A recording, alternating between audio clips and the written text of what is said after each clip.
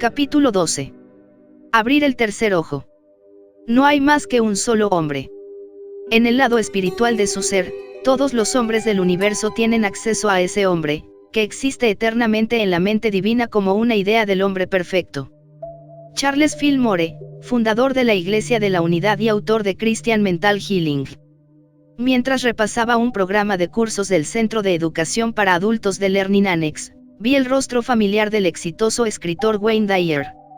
Al leer la descripción del seminario, de un día de duración, que iba a dar en San Diego, sentí el impulso de asistir.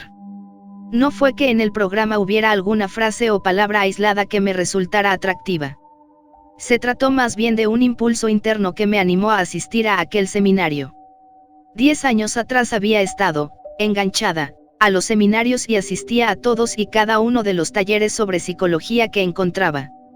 Estuve en conferencias de Carl Rogers, Rollo May, Irving Yalom, William Glasser y otras eminencias del campo psicológico. Sin embargo, llegó un momento en que me saturé de escuchar y ya no me apeteció asistir a más talleres. Pero en este momento sentí el impulso de acudir a un seminario de 8 horas.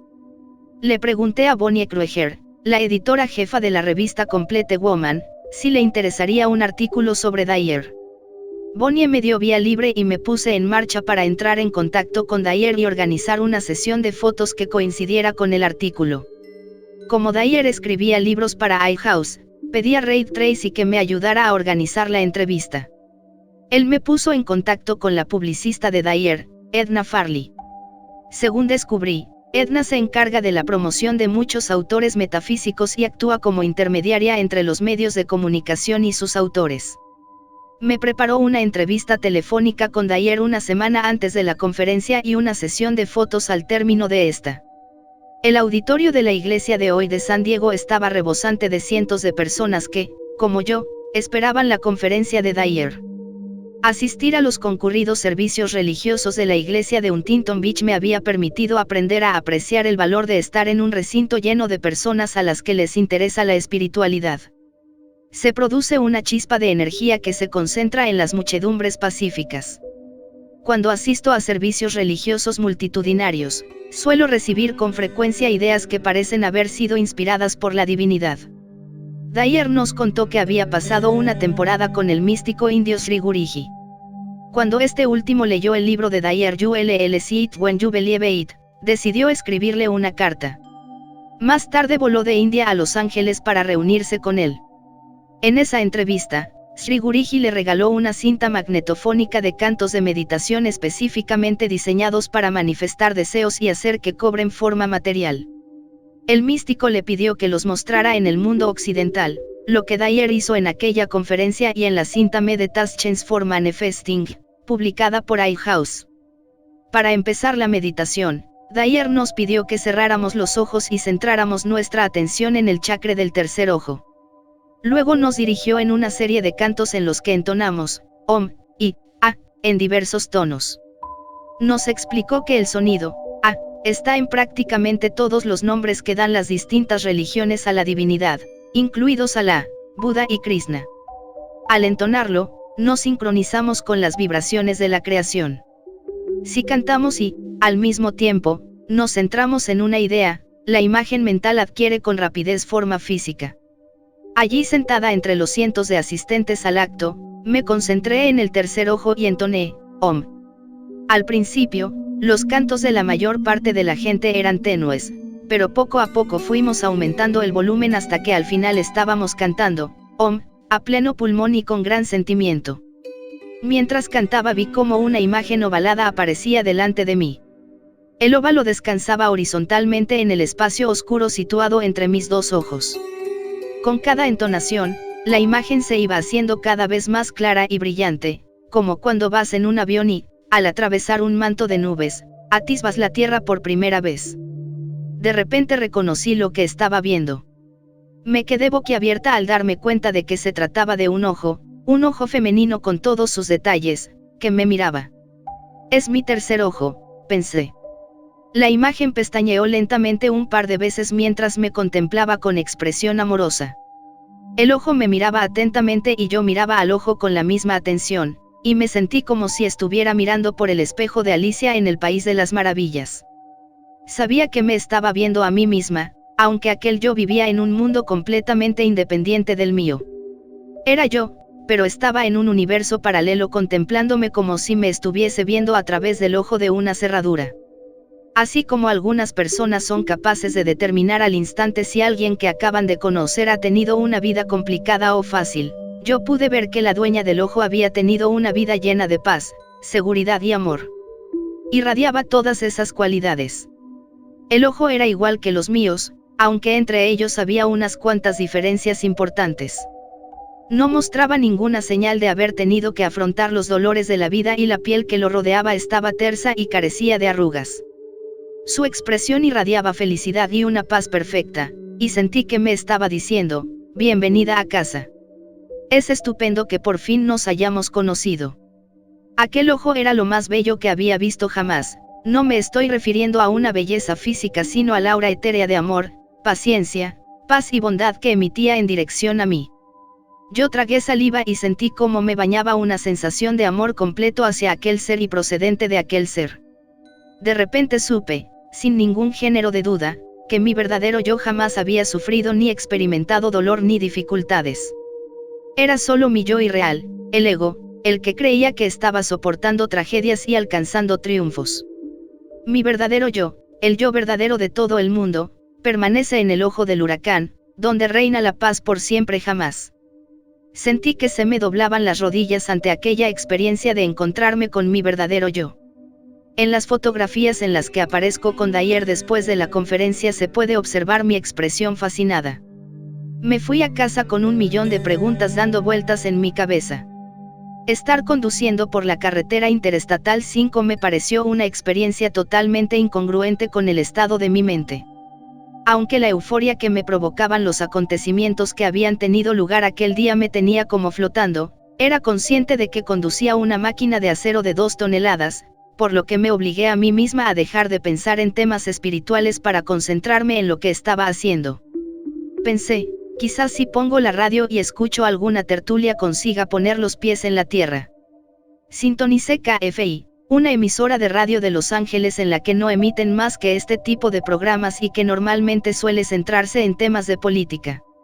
Sin embargo, el tema de aquella noche era la Cábala, el antiguo texto místico judío. Estuve un rato escuchando y sentí que mi conciencia volvía a ascender y a colocarse muy por encima de la autovía, por lo que cambié rápidamente de emisora. Sin embargo, todas las que sintonizaba parecían centrarse ese día en temas espirituales. Sentí como la presión del aire dentro del coche se volvía más densa y percibí la presencia del espíritu. Durante unos momentos tuve una sensación similar a la de la persona que se está ahogando y tiene que boquear para conseguir aire. Quería apartar de mi mente todos los pensamientos y mensajes espirituales para poder concentrarme en la conducción. Sin embargo, las señales palpables y audibles del espíritu me rodeaban por todas partes, en el coche y en la radio. Con una furia provocada por el miedo pregunté: ¿qué es lo que quieres de mí? La presencia me transmitió mentalmente: no hay sitio en el que yo no esté. No puedes evitar al espíritu, puesto que tú eres espíritu. Yo soy todo y estoy en todo. Comprendí que, como había ignorado la orden de, deja de beber y apúntate a un curso de milagros, Dios había decidido emplear un método mucho más expeditivo. Por mucho que quisiera rebelarme contra todo y contra todos los que me pudieran controlar, sabía que la ayuda de Dios era lo que realmente deseaba. En lo más profundo de mi ser agradecí la intervención divina. No me sentía feliz y me daba cuenta de que la bebida y mis intentos de ganarme la vida como la doctora del amor no reflejaban mi yo auténtico. Sabía que mis intentos humanos de alcanzar la felicidad no habían conseguido obtener lo que realmente estaba buscando. Había llegado el momento de ceder al cuidado amoroso de Dios y de probar lo que Él me estaba indicando que hiciera. El día después del seminario de Wayne Dyer compré una edición en rústica de un curso de milagros en una librería Barnes & Noble. El libro tenía 3 partes, un texto, un cuaderno de trabajo y un manual para profesores. Sentí que me guiaban para que empezara leyendo el cuaderno de trabajo y descubrí que consistía en un programa de meditación de 1 año compuesto por una meditación para cada día. Cada una de estas meditaciones estaba diseñada para ayudar a eliminar las creencias limitantes sobre el mundo y para aprender nuevas formas de entrenar a la mente a sustituir los pensamientos negativos por otros de amor. Llena de entusiasmo emprendí el programa de estudios de un año y, aunque existían muchos grupos de estudio de un curso de milagros cerca de mi casa, decidí abordar el texto por mi cuenta. Me encantó descubrir que la filosofía básica y el trasfondo del curso encajaban con las enseñanzas que había recibido de niña. De hecho, me alegré al comprobar que aquellas meditaciones me recordaban lo vivido en la escuela dominical. Dejar de beber fue sencillamente cuestión de tomar la decisión de hacerlo, y desde ese momento no he vuelto a echar de menos el alcohol. Enseguida observé que una mente sobria obedecía mucho mejor la decisión de mantenerme centrada en los pensamientos de amor y felicidad. Ahora, siempre que mis pensamientos se deslizaban hacia el territorio de la culpa y el temor, un territorio propiedad del ego, me resultaba mucho más fácil darme cuenta de que la mente estaba divagando y podía corregirlo. Sentía que mi músculo mental se volvía más fuerte y disciplinado gracias a la sobriedad y a las prácticas de meditación. En los días que siguieron al seminario de Dyer, las impresiones psíquicas fueron inundando mi conciencia a un ritmo cada vez más constante. Recibía sin cesar información clarividente y clariconsciente. A veces, estas percepciones psíquicas eran fuente de confusión, tanto para mí como para los demás. Esto me sucedía, por ejemplo, cuando me encontraba con alguien y conocía una información que aún no me habían transmitido. En cierta ocasión conocí a una mujer y, en la conversación que mantuvimos, me dirigí a ella llamándola Mari. Yo sabía que así era como se llamaba, pero no me di cuenta de que aún no nos habíamos presentado formalmente. Ella se me quedó mirando y me preguntó: ¿cómo sabías que me llamo Mari? Vaya, pensé. A algunas personas les gustan los contactos con el universo invisible, pero hay otras, como Mari, que consideran este tipo de experiencias algo indeseablemente paranormal. En otra ocasión, una señora a la que acababa de conocer me mostró fotografías de su hija pequeña. Cuando las miré me vinieron a la mente unas imágenes en las que la veía dando vueltas como una bailarina. Sin pensarlo le dije a la señora que su hija demostraba ser muy inteligente si podía bailar como una bailarina a tan temprana edad. Como con Mari, la reacción que recibí fue: ¿cómo lo sabes?, dicha en un tono que me dejó muy claro que a aquella mujer mi presencia le producía más terror que placer. Tras esa conversación procuré mostrarme más precavida en mis contactos con otras personas. Aunque veía y conocía muchas cosas de la gente con la que estaba interactuando, solo compartía esta información cuando alguien me pedía que lo hiciera. En mis meditaciones le pregunté a Dios cuáles eran la fuente y la naturaleza de esta precognición. En mi diario resumí la respuesta que me envió. El tiempo es una ilusión, y cuando nuestras mentes están libres de las normas terrenales, el tiempo no conoce restricciones. Se convierte en un término carente de significado. Cuando alguien me cuenta una historia, yo la conozco en mi ser después de haberla escuchado. Mis facultades psíquicas me permiten conocer la historia sin la restricción de tener que oír las palabras primero. Con que de eso es de lo que se trataba. La precognición no es un poder especial, sino una demostración de que el tiempo es una ilusión. No necesitamos que alguien nos cuente cosas sobre sí mismo para conocer esta información. Eso implicaría que existe un tiempo antes y un tiempo después de recibir la información personal sobre una persona. La realidad es que no hay pasado ni presente, solo existe el ahora. Por tanto, todas las situaciones están presentes para nosotros en este mismo momento, incluidos todos los conocimientos sobre cualquier tema.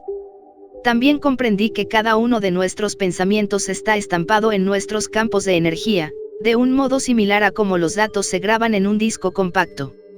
Esta información está siempre disponible para todo aquel que es sensible a la energía.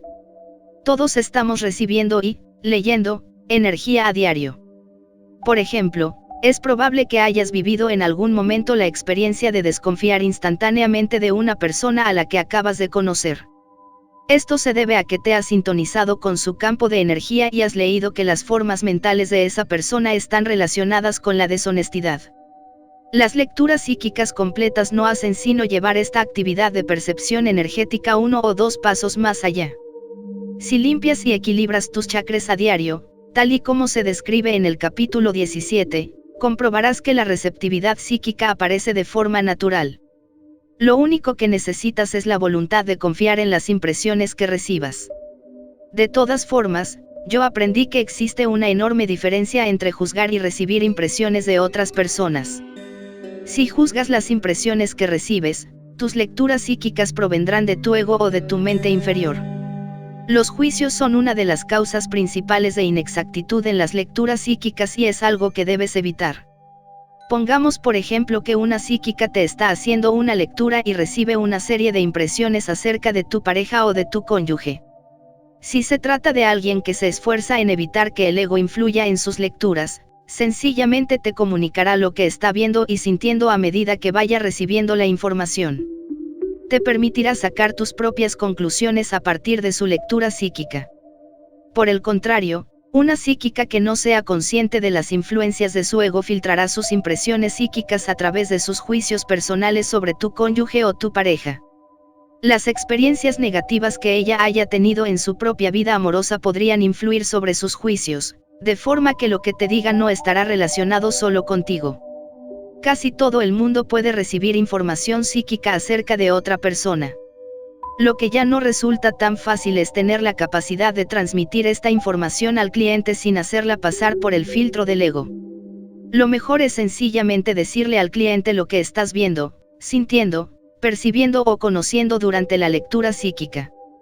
Confía en la información que recibas y confía también en que tu cliente va a ser capaz de interpretarla a su manera. Unos meses antes había hablado a mis clientes de mis creencias espirituales y fue fantástico observar lo bien que aceptaron los tratamientos mentales espirituales. Mis fantasías terroríficas en las que veía a mis pacientes salir corriendo y gritando de la habitación si les hacía partícipes de mi espiritualidad no se habían cumplido, gracias a Dios. Más bien pude ser testigo de cómo mis clientes sanaban rápidamente de sus problemas de baja autoestima y trastornos alimentarios gracias a nuestro trabajo de psicoterapia espiritual. Durante las sesiones de asesoramiento solía pedir en silencio a Jesús y a mis ángeles que guiaran mis palabras y mis pensamientos. En esos casos siempre percibo su ayuda y su presencia como respuesta a mi petición y muchas veces recibo unas instrucciones muy claras. Por ejemplo, en cierta ocasión estaba trabajando con una nueva cliente que había acudido a muchos otros terapeutas. Se quejaba de que la terapia no había conseguido curarle el sentimiento de falta de valía que padecía y que estaba conectado con unos abusos sexuales a los que había sido sometida de niña. Mentalmente le pregunté a Jesús, ¿qué quieres que le diga a esta mujer? Al instante sentí cómo me dirigía para que le preguntara, ¿cuál es el secreto que estás guardando? Cuando formulé esta pregunta, la mujer se quedó en silencio durante un tiempo tan largo que me llegué a preguntar si la habría ofendido. Al cabo de un rato me contó, tartamudeando, una historia que había ocultado a todo el mundo desde que era una adolescente. Esta historia era lo que había provocado gran parte de la vergüenza y la baja autoestima que padecía. Sin embargo, al contarla abiertamente se dio cuenta de que los detalles no eran tan horribles como había imaginado. Comprendió que esconder un secreto en las mazmorras del alma es algo parecido a dar cobijo a un monstruo espantoso. Cada nuevo éxito clínico que conseguía con el uso de la oración y las afirmaciones espirituales me hacía sentirme más feliz y más libre. Empecé a incluir las lecturas psíquicas en mi labor de orientación y a hablarles abiertamente a los clientes de las impresiones psíquicas que recibía en las sesiones. Cada uno de ellos me expresó su gratitud porque estas impresiones nos ayudaban a desvelar asuntos fundamentales. Me juré a mí misma no volver jamás al estilo antiguo de psicoterapia que consideraba los problemas como algo real. Como lo que hacía ya no era psicoterapia, adopté un título nuevo, el de metafísica. El hecho de entrar en contacto con mi verdadero yo y de darme cuenta de que la única verdad es que no experimentamos ningún dolor había cambiado drásticamente mi forma de pensar. Anteriormente, el aforismo espiritual de que el dolor es una ilusión, había sido una especie de broma. Ahora sabía que es una realidad. Este conocimiento me hizo sentirme tan entusiasmada como si acabara de enamorarme, y no quería que nadie pudiera robarme esta alegría. Por eso evité todo contacto con los periódicos, las noticias en radio o televisión y las discusiones sobre problemas políticos o sociales. Sabía que, En el nivel mental, eran situaciones que había que corregir, y que si las leía o hablaba sobre ellas las vería como realidades tangibles. También solicité orientación sobre algunos amigos míos que habían perdido el equilibrio. Como les sucede a muchos trabajadores de la luz, que son por naturaleza personas cariñosas a las que les gusta ayudar, yo atraía a gentes con múltiples problemas. Tenía que esforzarme por ser una buena amiga sin que me arrastraran a sus conversaciones sobre las preocupaciones y los temores que los embargaban. Sabía que la sanación espiritual podía resolver cualquier problema en las relaciones, pero también reconocía que todavía no había llegado al punto de ser capaz de ver objetivamente a mis amigos como seres perfectos, íntegros y completos. No quería hablar con gente que considerara que sus dilemas carecían de esperanza. Mi conocimiento de la naturaleza irreal de los problemas estaba todavía en pañales y tenía que protegerlo hasta que fuera capaz de mirar cara a esos problemas y ver más allá de su naturaleza ilusoria. Hasta entonces sabía que debía evitar a las personas que tuvieran un esquema mental negativo. Tenía que distanciarme de ellos temporalmente, igual que hacía con los periódicos, la radio y la televisión. Por eso les dije a unas cuantas personas que no podría verlas durante un mes, y me sorprendió lo bien que lo aceptaron. Mi ego me había estado chantajeando para hacerme creer que, si seguía estas orientaciones interiores, el cielo caería sobre mi cabeza. Sin embargo, estaba descubriendo poco a poco que la única fuente de agitación era la que provenía de los supuestos consejos del ego.